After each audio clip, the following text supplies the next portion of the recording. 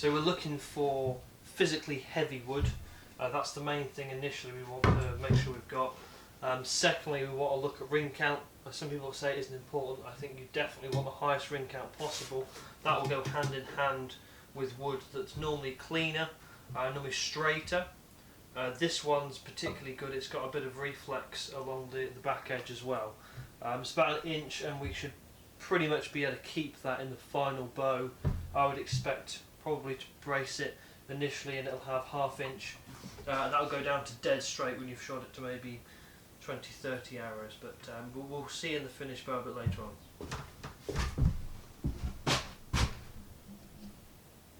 So right at the beginning we've got a piece of wood which at the smallest part is just over 2 inches, so we've got plenty to play with in the entire length.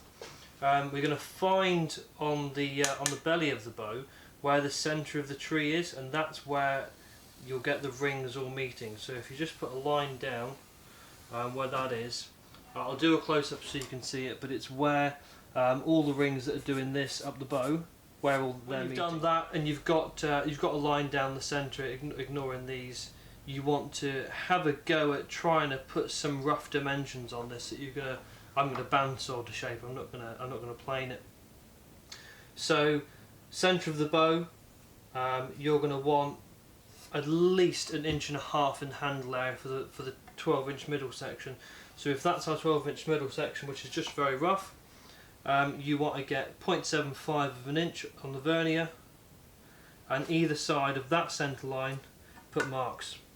And if it's curved, just get it as square as you can, and then that line is going to be preserved here as well, and then that centre section here.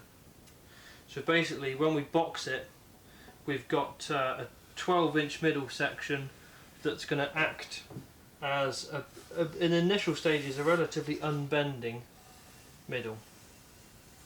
So it's that box there, which is really difficult. So the tip's relatively simple bit. Same again, where you can see all these rings, it's slightly easier to see now.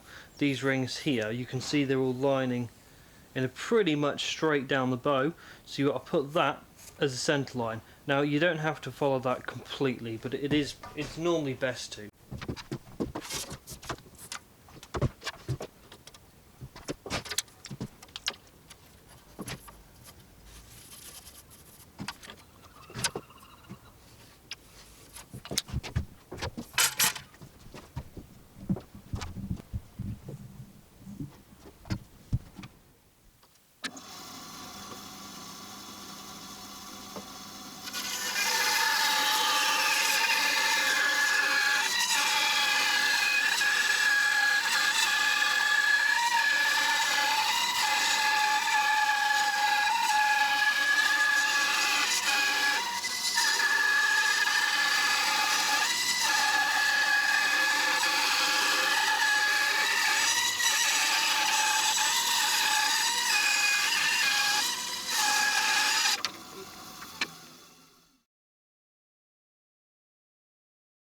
I've done a width and a depth taper. I've not explained the depth taper because it's quite difficult on a reflex stave, so I'm going to wait until I've got a straight one, then I'll go through that in more detail. But as it stands, I followed the lines that I drew out earlier, and so we've got a square, and quite a large square section now. Because it's such a good yew stave, there's no point in me going much further with power tools. I'm going to slowly now work on it with a big draw knife that I've got. Clamp it in nice and lightly so that I can move very easily, rest into it, and then take an awful lot of wood off very quickly with one of these tools, and this will be a good few hours work, and then we'll see where we get to.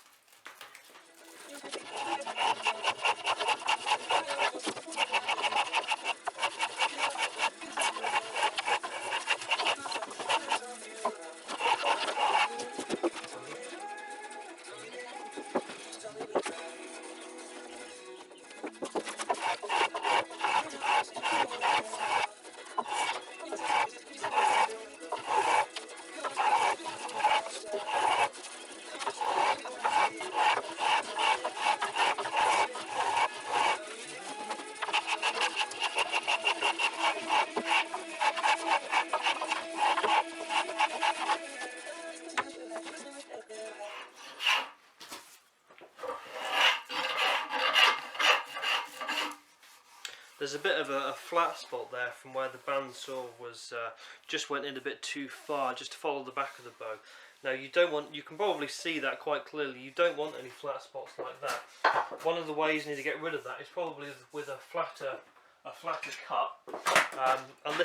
A little plane's best for this. Working in any direction, just slowly work over it and around it.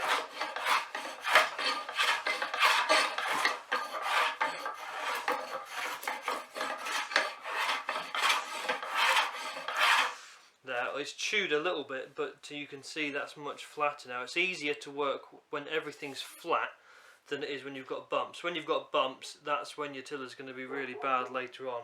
But if you can keep it generally pretty flat for a good stave, then you're gonna have a much better tiller, and it's going to be easier tillering as well. To make minor corrections, it's much easier when you've got it like this. So we can see it a bit clearer.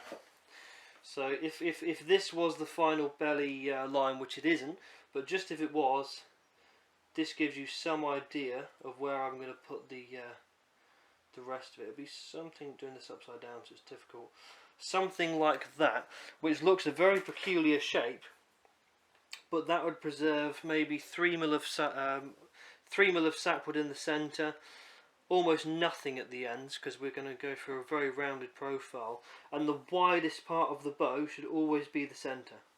So you can see if I take off where that black line is, if I take off all this sapwood, which is an awful lot, I would leave the widest part of the bow, which is dead centre, which is the best way to make these bows. They realised that in the 14th, 13th centuries, so we should be doing that now as well.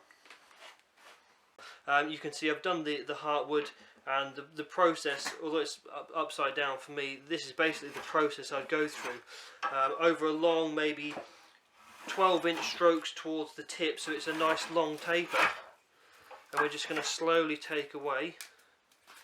It's very tough wood, this. I'm quite surprised how tough it actually is.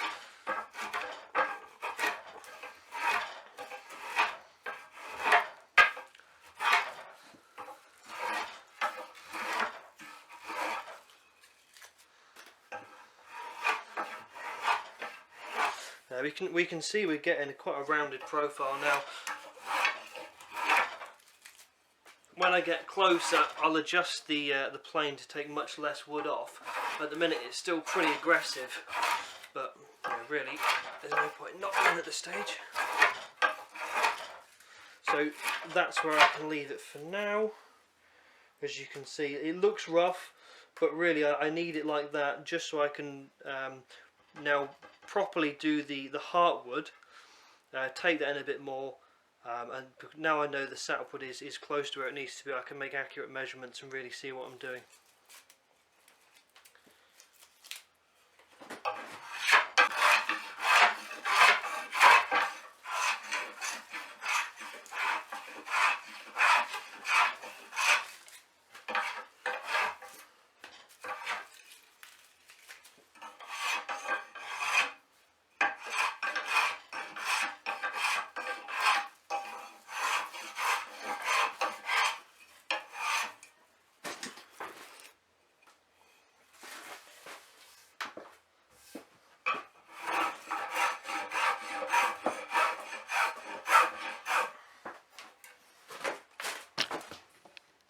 I'm going to show you is taking the sapwood down. Now, I've not counted it. In that half inch of sapwood, there must be at least 20 or so growth rings. So the idea that I'm not going to violate one or two of them is ridiculous. I'm going to really go at this, take a lot of wood off, and because the wood is so tight, I've got absolutely no worry that the back of the bow is going to break open at all. It just doesn't happen with yew bows. I've never seen one break on a growth ring. Something like hickory, ash, elm, that will definitely break on a growth ring if you leave one exposed. But this is far too tight, and it's yew's far too good for that to happen actually. So I'm going to just show you that. You can see this has still got the cambium layer, the underbark layer. So this is actually as it was from the tree, and this is the first time it's actually touching the sapwood.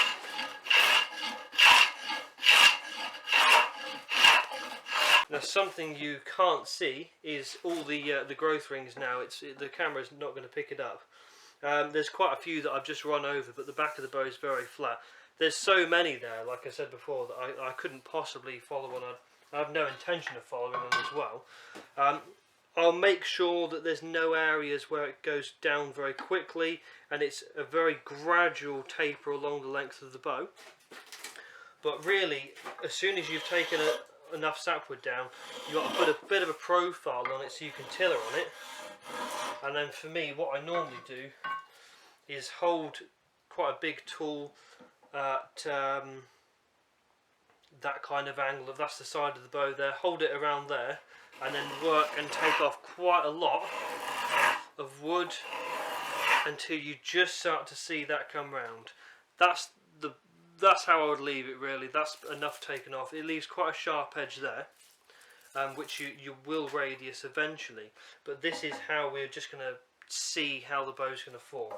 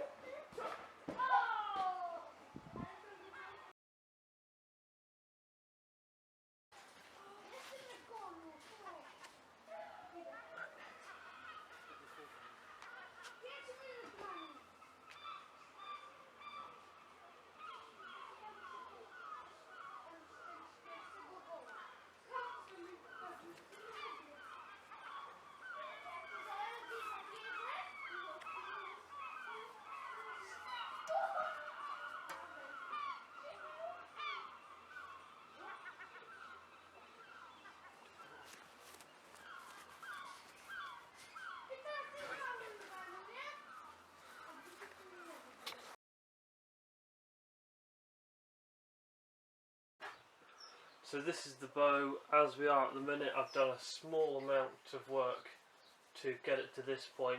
I've got a picture of all that and showing it on the stringing block as well.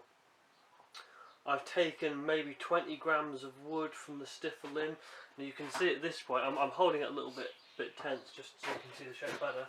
It bends too much here, but actually when you look at the braced profile, the wood does that anyway, so actually there's not as much bend there as it looks like on the tiller. So as I flex it, you can see it flexes pretty evenly, and that bit doesn't actually really move that much. So you can quickly get an idea. That is the first time it's actually been on the, well, second time it's on the tiller like this. First time I took it off as soon as I realised it wasn't on level. So first time flexing it down to about, I think that's 10 inches, and the scale reads something like 60. You can pretty much ignore the scale at this point because it's going to be way off and it's going to lose a lot of weight. I only really care about the scale when they get to about 20 inches. That's when the bow starts to be able to be predictable, really.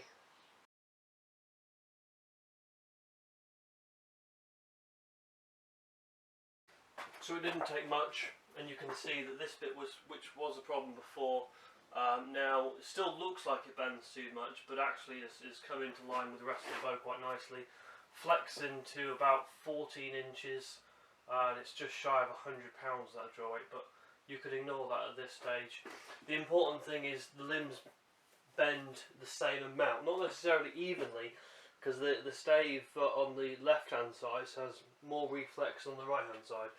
But when you flex it, they bend the same amount, so that means that they're under the same amount of load.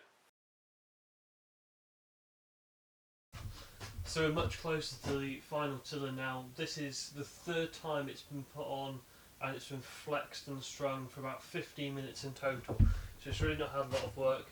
I've flexed it up to about 18 inches, which is around here on the tiller.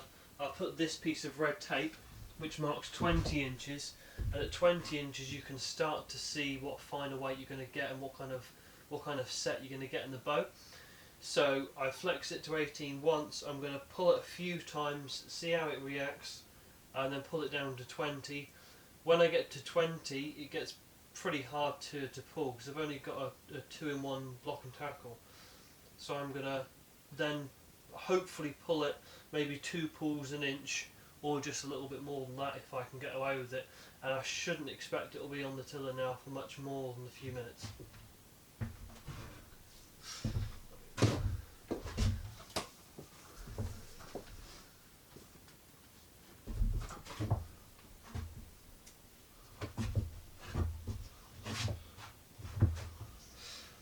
So that's 18, and you can see it bends really quite evenly, and there's no problem there.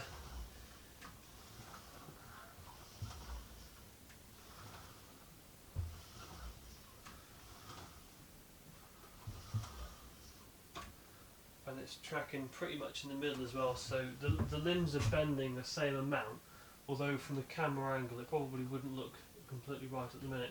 So that was 18, I can go straight to 20 I think. So that's 20 inches. Again, then we'll zero the scale, and then we'll see what it weighs at 20 inches. And that is just there, which is 120. 120 at 20, that's about right at this stage. It's still going to drop, but at that weight it should be on for the 160-ish kind of draw weight. So I might end up taking a little bit off this because it might be a bit hot.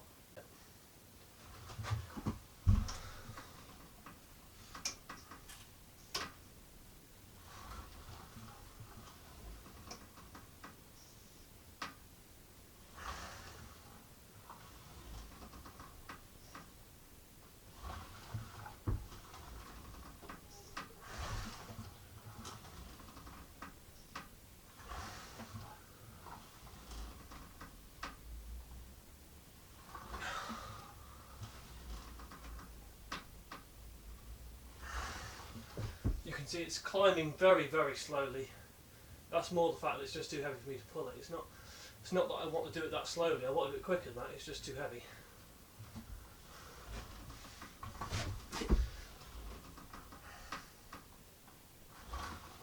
Almost at 28.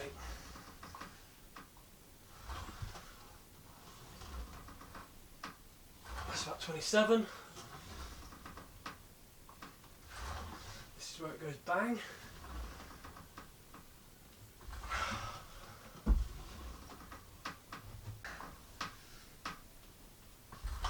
$160 at 28, and that is enough bending at this point.